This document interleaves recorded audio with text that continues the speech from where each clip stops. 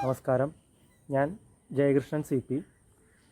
ഇന്നിവിടെ പരിചയപ്പെടുത്തുന്നത് സോപാന സംഗീതം എന്നൊരു കലയെക്കുറിച്ചാണ്. അപ്പോൾ അതിനായിട്ട് നമുക്കിവിടെ പറഞ്ഞു തരാൻ വേണ്ടി വന്നിട്ടുള്ളത് ക്ഷേത്ര അടിയന്തര ചടങ്ങുകളിലെല്ലാം പ്രാവീണ്യമുള്ള ഗുരുവായൂർ വിഷ്ണുപ്രസാദ് മാരാരാണ്. അദ്ദേഹത്തെ നമുക്ക് സ്വാഗതം ചെയ്യാം. അപ്പോൾ ഏട്ടാ, എന്താണ് ഈ സോപാന സംഗീതം? അതിനെക്കുറിച്ചിട്ടൊന്ന് ഒരു ഇൻട്രൊഡക്ഷൻ ഒന്ന് പറയൂ. സോപാന സംഗീതം എന്നത് ഭാരതീയ സംഗീത പദ്ധതികളിൽ കേരളത്തിൻ്റേതായ തനത് ശൈലീരൂപമാണ് സോപാന സംഗീതം. അതിൽ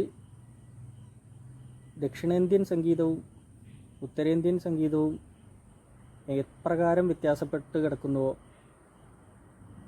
അതുപോലെ കർണാടക സംഗീതവും സോപാന സംഗീതവും വ്യത്യാസപ്പെട്ട് കിടക്കുന്നു. ദക്ഷിണേന്ത്യൻ സംഗീതത്തിൽ ഭക്തിക്കും മറ്റ് വികാരങ്ങൾക്കും ഭക്തന്മാരുടേതായിട്ടുള്ള വികാരങ്ങൾക്കും പ്രാധാന്യം കൊടുക്കുന്നെങ്കിൽ സോപാന സംഗീതത്തിൽ ഭാവത്തിന് പ്രാധാന്യം കൂടുതലാണ്.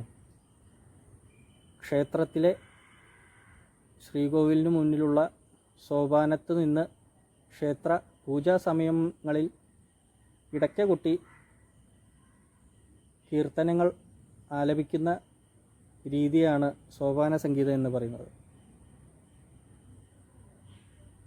അപ്പോൾ ഈ സോപാന സംഗീതത്തിൻ്റെ ആവിർഭാവം, അതിൻ്റെ തുടക്കം എവിടുന്നാണ്, ഏത് ദേശത്തു നിന്നാണ് ഉണ്ടായത്? തീർച്ചയായിട്ടും സോപാന സംഗീതത്തിൻ്റെ ആവിർഭാവം ദേശം ഏതാണെന്ന് വന്നാൽ കേരളം തന്നെയാണ്. അതിൽ സംശയമുള്ള കാര്യമൊന്നുമില്ല. കേരളത്തിൽ മാത്രമേ ഇത്തരത്തിലൊരു സമ്പ്രദായം നിലവിലുള്ളൂ. എന്നാൽ തുടക്കം ഏത് കാലഘട്ടം ആണെന്ന് ചോദിച്ചാൽ അത് കൃത്യമായി പറയാൻ സാധിക്കുകയില്ല. പുരന്ദരദാസരുടെ കാലഘട്ടം മുതൽക്കാണ് കർണാടക സംഗീതത്തിൻ്റെ ചരിത്രം കണക്കാക്കപ്പെടുന്നത്. എന്നാൽ സോപാന സംഗീതത്തിന് അങ്ങനെ ഒരു വ്യക്തിത്വമോ അല്ലെങ്കിൽ ലിഖിതമായിട്ടുള്ള രേഖകളോ കണക്കാക്കാൻ ഇതുവരെ ഉണ്ടായിട്ടില്ല. ക്ഷേത്രത്തിലെ ചടങ്ങുകൾ പ്രകാരം ക്ഷേത്ര സംബന്ധിയായിട്ടുള്ള പൂജ അവസരങ്ങളിൽ കൊട്ടിപ്പാടിയിരുന്ന സമ്പ്രദായം തികച്ചും ക്ഷേത്രോൽപത്തി മുതൽക്ക് തന്നെ ഉണ്ടായിരിക്കണം എന്ന് തന്നെയാണ് എൻ്റെ വിശ്വാസം. ഏതൊക്കെ തരത്തിലുള്ള സംഗീത രീതികളാണ് നമ്മൾ സാധാരണയായിട്ട് സോപാന സംഗീതത്തിന് വേണ്ടിയിട്ട് ഉപയോഗിക്കാറുള്ളത്? സോപാന സംഗീതത്തിന് ഉപയോഗിക്കുന്ന സംഗീത രീതി തികച്ചും ഇന്ന് കർണാടക സംഗീതം തന്നെയാണ്. എന്നാൽ കേരളത്തിൻ്റേതായിട്ടുള്ള രാഗങ്ങളും, അതായത് ഉദാഹരണത്തിന് പുറനീര്, കാമോദാരി എന്ന് പറയുന്ന കാമ്പോജി തുടങ്ങിയിട്ടുള്ള രാഗങ്ങളും താളപദ്ധതികളും കേരളീയമായിട്ടുള്ള രീതിയിൽ തന്നെ ഉണ്ടായിരുന്നു. ഇതിന് പുറമെ കർണാടക സംഗീതത്തിൻ്റെ ആവിർഭാവത്തിനും അല്ലെങ്കിൽ അതിൻ്റെ പ്രചാരത്തിന് മുമ്പ് ഏത് രീതിയിലുള്ള സംഗീതമായിരുന്നു ഈ ചടങ്ങുകൾക്ക് ഉപയോഗിച്ചത് എന്ന് തിട്ടപ്പെടുത്താൻ വയ്യ. സോപാന സംഗീതത്തിലെ തന്നെ ഒരു ഘടകമായിട്ടുള്ള ത്യാണി അല്ലെങ്കിൽ ധ്യാന ശ്ലോകങ്ങൾ, മംഗളകരമായിട്ടുള്ള ധ്യാന ശ്ലോകങ്ങൾ പാടിയിരുന്ന ഒരു ചടങ്ങുകൾ കൂടിയുണ്ട്. അതൊക്കെ രാഗം അടിസ്ഥാനമാക്കിയാണോ എന്നുള്ളതും ചിന്തനീയമാണ്. അപ്പോൾ കർണാടക സംഗീതത്തിലുള്ള പോലെ തന്നെയാണെന്ന് പറഞ്ഞല്ലോ. അപ്പോൾ നമ്മൾ സാധാരണ കർണാടക സംഗീതത്തിൽ പാടാറുള്ള പാട്ടുകളെല്ലാം ഈ സോപാന സംഗീതത്തിന് വേണ്ടിയിട്ട് എടുക്കാൻ പറ്റുമോ? അതിനുവേണ്ടി ഉപയോഗിക്കാൻ പറ്റുമോ? തീർച്ചയായിട്ടും എടുക്കാൻ പറ്റും, തീർച്ചയായിട്ടും ഉപയോഗിക്കാനും പറ്റും. അവിടെ സോപാന സംഗീതം എന്നുള്ള ആ ഒരു പ്രക്രിയ നടക്കുമ്പോൾ ഭഗവാനും നമ്മളും മാത്രമേ ഉള്ളൂ. അവിടെ ഓഡിയൻസ് ഇല്ല. ഓഡിയൻസ് എന്ന് പറയുന്നത് ഭഗവാൻ മാത്രമാണ്. അതായത് നമ്മളിലുള്ളിലുള്ള ഈശ്വര തത്വത്തിനെ തന്നെയാണ് നമ്മൾ സംഗീതത്തിലൂടെ ഉണർത്തുന്നത്. അപ്രകാരം ഓഡിയൻസ് ഇല്ലാതെ നമ്മൾ ഒരു വേദിയിലിരുന്ന് ഒരു ഓഡിയൻസിന് വേണ്ടിയിട്ട് ചൊല്ലുന്ന ഒരു പ്രക്രിയ അല്ല സോപാന സംഗീതം. അത് തികച്ചും ആന്തരികമായിട്ട് തന്നെ ചെയ്യേണ്ടതാണ്. സോപാനത്ത് നിന്ന് പൂജ നട അടയ്ക്കുന്ന സമയങ്ങളിൽ ഭഗവാനെ പ്രകീർത്തിച്ച് പാടുന്നതിൽ ഭക്തി രസത്തിനേക്കാൾ ഉപരി ഭാവത്തിനാണ് പ്രാധാന്യം. താൻ ഭക്തനാണ്, അല്ലെങ്കിൽ ഭഗവാന്റെ ആണ്, അല്ലെങ്കിൽ ഭഗവാനും താനും ഒന്നാണ് എന്ന ഭാവതലത്തിലേക്ക് സോപാന സംഗീതം എത്തിക്കുന്നു. അതുതന്നെയാണ് കർണാടക സംഗീതവും സോപാന സംഗീതവും തമ്മിലുള്ള വ്യത്യാസം.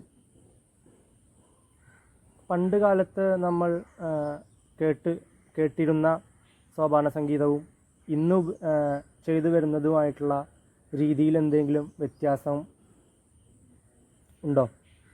എല്ലാ കലകളിലെയും പോലെ ഇന്ന് ജനങ്ങൾക്ക് കൂടുതൽ സ്വീകാര്യമാകുന്ന രീതിയിൽ, അല്ലെങ്കിൽ ജനങ്ങളിൽ കൂടുതൽ സ്വീകാര്യമാകാൻ വേണ്ടിയിട്ട് പല കലാരൂപങ്ങളും ലളിതമാക്കി അവതരിപ്പിക്കുന്ന രീതി പിന്തുടരുന്നുണ്ട്. കഥകളിയിലായാലും കഥകളി സംഗീതത്തിലായാലും കർണാടക സംഗീതത്തിലായാലും ഏതിലും ഒരു ലളിതമായിട്ടുള്ള രീതി പിന്തുടർന്ന്, അതായത് ഇന്നത്തെ ജനങ്ങൾക്ക് വേഗം സ്വീകരിക്കാനും മനസ്സിലാക്കാനും പറ്റുന്ന രീതി, അത് സോപാന സംഗീതത്തിൽ നിലവിൽ വന്നിട്ടുണ്ട്. താളങ്ങളെ കുറിച്ചിട്ട് പറഞ്ഞുല്ലോ. അപ്പോൾ നമ്മൾ സാധാരണയായിട്ട് ഉപയോഗിച്ച് വരാറുള്ള താളങ്ങൾ ഏതൊക്കെയാണ്? സോപാന സംഗീതത്തിന് വേണ്ടിയിട്ടുള്ള താളങ്ങൾ. സോപാന സംഗീതത്തിന് മറ്റ് മേഖലകളിലെ പോലെ എല്ലാ താളങ്ങളും ഉപയോഗിക്കുന്നുണ്ട്. എന്നാലും കേരളീയമായിട്ടുള്ള താളങ്ങൾ എന്ന് പറഞ്ഞാൽ ലക്ഷ്മി താളം, കുംഭാരി താളം തുടങ്ങിയിട്ടുള്ള വിശേഷപ്പെട്ട താളപദ്ധതികളും കേരളത്തിൻ്റെ സംഭാവനയായിട്ട് ഉണ്ടായിരുന്നു. ഈ കലാരംഗത്ത് അധികായർ എന്നൊക്കെ നമ്മൾ പറയുമല്ലോ, അതേപോലെ അവനവൻ്റേതായ രീതിയിലും കാര്യങ്ങളിലുമെല്ലാം പ്രാഗൽഭ്യം തെളിയിച്ച മഹത് വ്യക്തികളുടെ പേരുകളൊന്ന് അനുസ്മരിക്കാമോ? തീർച്ചയായും. പക്ഷെ അത് പറയുന്നതിന് മുമ്പ് ഒരു ഉദാഹരണം പറയണം. ത്യാഗരാജസ്വാമികൾ അദ്ദേഹത്തിൻ്റെ ഗുണങ്ങൾക്ക് വേണ്ടിയല്ല കീർത്തനങ്ങൾ രചിക്കുന്നതും പാടുന്നതും, മറിച്ച് അദ്ദേഹത്തിനുണ്ടായിരുന്ന അനുഭവം, അത്ഭുതകരമായിട്ടുള്ള സന്തോഷം, അല്ലെങ്കിൽ സങ്കടം, ദേഷ്യം, ഇവയൊക്കെ പുറത്തേക്ക് വരുന്നത് മനോഹരങ്ങളായിട്ടുള്ള കീർത്തനങ്ങളായിട്ടായിരുന്നു എന്നത്. അതുപോലെ തന്നെയാണ് സോപാന സംഗീതം ചെയ്തിരുന്ന മഹത് വ്യക്തികൾ, കുലത്തൊഴിലായിട്ട് ചെയ്തിരുന്ന മഹത് വ്യക്തികളും അവരുടെ ഉള്ളിലുള്ള വികാരങ്ങളെ, സന്തോഷങ്ങളെ അത് ഈശ്വരനുമായിട്ട് സംയോജിപ്പിച്ച് അവർ മാത്രമായി അനുഭവിക്കുന്ന ഒരു സ്വർഗീയ സുഖത്തിലൂടെയായിരുന്നു ജീവിച്ചിരുന്നത്. അത്തരത്തിലുള്ള നിരവധി മഹാത്മാക്കൾ ഉണ്ടായിരുന്നു കേരളത്തിൽ. ഇതും പ്രഥമമായി പറയാനുള്ളത് ശ്രീ ഷഡ്കാല ഗോവിന്ദമാരാരെ കുറിച്ച് തന്നെയാണ്. ഈ കേരളീയ സംഗീത പദ്ധതി, ഇങ്ങനെയൊരു സംഗീത പദ്ധതി ഉണ്ട് എന്നും അതിൻ്റെ മേന്മ വളരെ വലുതാണ് എന്നും ലോകത്തിന് കാണിച്ചു കൊടുക്കാൻ ഉണ്ടായിരുന്ന ഒരു വ്യക്തിയാണ് ഷഡ്കാല ഗോവിന്ദമാരാർ. അദ്ദേഹത്തിൻ്റെ പ്രശസ്തി എന്ന് പറയുന്നത് അദ്ദേഹത്തിൻ്റെ ജീവിതം ശ്രീ സ്വാതി തിരുനാൾ മഹാരാജാവിൻ്റെയും ശ്രീ ത്യാഗരാജസ്വാമികളുടെയും ജീവിതത്തിലൂടെ അദ്ദേഹവും കടന്നുപോയി എന്നുള്ളത് കൊണ്ട് തന്നെയാണ്. പിന്നീട് ഒരുപാട് മഹാരഥന്മാർ, പേര് പുറത്ത് അറിഞ്ഞിട്ടില്ലെങ്കിലും ഒരുപാട് മഹാരഥന്മാർ ഇത്തരത്തിൽ സഞ്ചരിച്ചിട്ടുണ്ട്. പിന്നീട് വന്ന നമുക്ക് അറിയാവുന്ന ആളുകൾ ഞേരളത്ത് രാമപൊതുവാൾ, പല്ലാവൂർ അപ്പുമാരാർ, തൃക്കാമ്പുറം കുട്ടികൃഷ്ണമാരാർ തുടങ്ങിയിട്ടുള്ള പയ്യന്നൂർ കൃഷ്ണമുനി, ഇന്ന് ജീവിച്ചിരിപ്പുള്ള പയ്യന്നൂർ കൃഷ്ണമുനിമാരാർ തുടങ്ങിയിട്ടുള്ള ജനാർദ്ദനൻ നെടുങ്ങാടി, ഗുരുവായൂർ ജനാർദ്ദനൻ നെടുങ്ങാടി തുടങ്ങിയിട്ടുള്ള മഹത് വ്യക്തികൾ ധാരാളമുണ്ട്. ഈ ക്ഷേത്രത്തിനകത്ത് എന്നുള്ളതിൽ ഉപരി ക്ഷേത്ര മതിൽക്കെട്ടിന് പുറത്തേക്കുള്ള ഈ സോപാന സംഗീതത്തിൻ്റെ സാധ്യതകൾ ഏതൊക്കെയാണ്? സോപാന സംഗീതത്തെ ഗവേഷണം ചെയ്യാൻ ഉദ്ദേശിക്കുകയാണെങ്കിൽ തീർച്ചയായിട്ടും നമുക്ക് കർണാടക സംഗീതത്തെയും ഗവേഷണം ചെയ്യേണ്ടി വരും. അല്ലെങ്കിൽ ആദ്യകാല പൂർവിക കർണാടക സംഗീത രാഗപദ്ധതികളും താളപദ്ധതികളും ഈ സോപാന സംഗീത ഗവേഷണങ്ങളിലൂടെ നമുക്ക് മനസ്സിലാക്കാൻ സാധിക്കും. പല പേരുകളും, രാഗങ്ങളുടെ പല പേരുകളും ഇന്ന് നമ്മൾ കേൾക്കുന്നതല്ല, മുൻപേ ഉണ്ടായിരുന്ന പേരുകൾ. പല താളങ്ങളും അതുപോലെ തന്നെ രാഗത്തിനായിട്ടുള്ള ധ്യാനങ്ങളും താളത്തിനായിട്ടുള്ള ധ്യാനങ്ങളും ഇതുപോലെ ഒരുപാട് വിഷയങ്ങൾ സംഗീതപരമായിട്ട് ചിന്തിക്കാനും മനസ്സിലാക്കാനും ഗവേഷണം ചെയ്ത് പഠിക്കാനുമായിട്ട് നിരവധി കാര്യങ്ങളുണ്ട്. ഈ സോപാന സംഗീതം എന്ന് പറഞ്ഞിട്ടുള്ള കലാരൂപം നമ്മൾ സംഗീതം ആലപിക്കുമ്പോൾ അതിന് ഭാഷാപരമായിട്ടുള്ള ഒരു വലിയ ഒരു തെറ്റിദ്ധാരണ ഇന്ന് നിലനിൽക്കുന്നു എന്നൊരു ഇതുണ്ട്.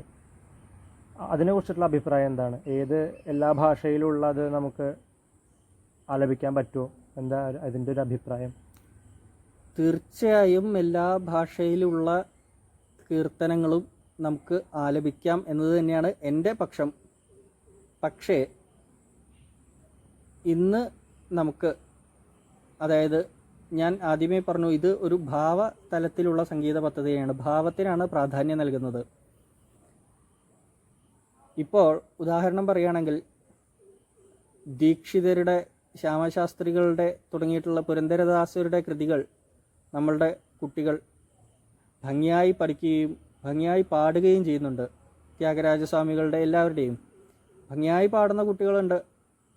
പക്ഷേ അതിൻ്റെ അർത്ഥം എന്താണെന്നോ അല്ലെങ്കിൽ അത് ഏത് സന്ദർഭത്തിലാണ് അത് രചിക്കപ്പെട്ടത് എന്നോ ഇത്തരത്തിലുള്ള കാര്യങ്ങളെക്കുറിച്ചൊന്നും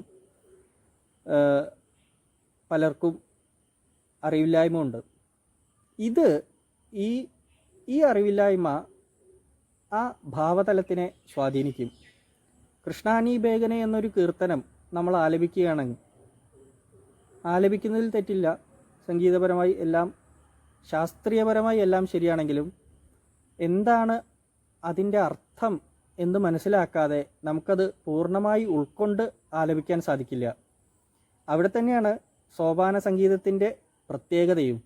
സോപാന സംഗീതം കേരളീയമായതുകൊണ്ട് തന്നെ സോപാന കീർത്തനങ്ങൾ മലയാളത്തിലാണ്. ആ മലയാളത്തിലുള്ള കീർത്തനങ്ങൾ നമുക്ക് മനസ്സിലാക്കുകയും ഉൾക്കൊള്ളുകയും അതുവഴി നമുക്ക് ആത്മീയത അനുഭവിക്കാനും സാധിക്കും. ഭാഷാപരമായിട്ട് ഇത് തന്നെയാണ് സോപാന സംഗീതത്തിനുള്ള പ്രത്യേകത. അപ്പോൾ നമ്മൾ ഇന്നിവിടെ സോപാന സംഗീതത്തെക്കുറിച്ചിട്ട് വളരെ ചെറിയ രീതിയിലുള്ളൊരു മറ്റുള്ള ആൾക്കാർക്ക് എന്താണ് സോപാന സംഗീതം എന്ന് എല്ലാവർക്കും അറിയാം, എന്നാൽ അതിനെക്കുറിച്ച് അറിയാത്തവർക്ക് വേണ്ടിയിട്ടുള്ള ഏറ്റവും ലളിതമായിട്ടുള്ള ഒരു പ്രസ്താവനയാണ് ഇവിടെ ഉണ്ടായത്. അപ്പോൾ ഇനിയിപ്പോൾ തലമുറയിലുള്ള ആൾക്കാർക്ക് സോപാന സംഗീതത്തിനെ കുറിച്ചിട്ട് അറിയാനും അത് പ്രയോഗിക്കാനും ഉണ്ടെങ്കിൽ അവർക്കുള്ള ഒരു സന്ദേശം അല്ലെങ്കിൽ അവർ ശ്രദ്ധിക്കേണ്ട കാര്യങ്ങൾ എന്തൊക്കെയാണെന്നും കൂടി പറഞ്ഞിട്ട്. തീർച്ചയായും അത് സോപാന സംഗീതം എന്ന് മാത്രമല്ല, സംഗീതത്തിലെ ഏത് രംഗമായാലും അതിൻ്റെ അകക്കാമ്പ് എന്താണെന്ന് മനസ്സിലാക്കി പ്രവർത്തിക്കുക, അത്രമാത്രമേ ഉള്ളൂ. നന്ദി.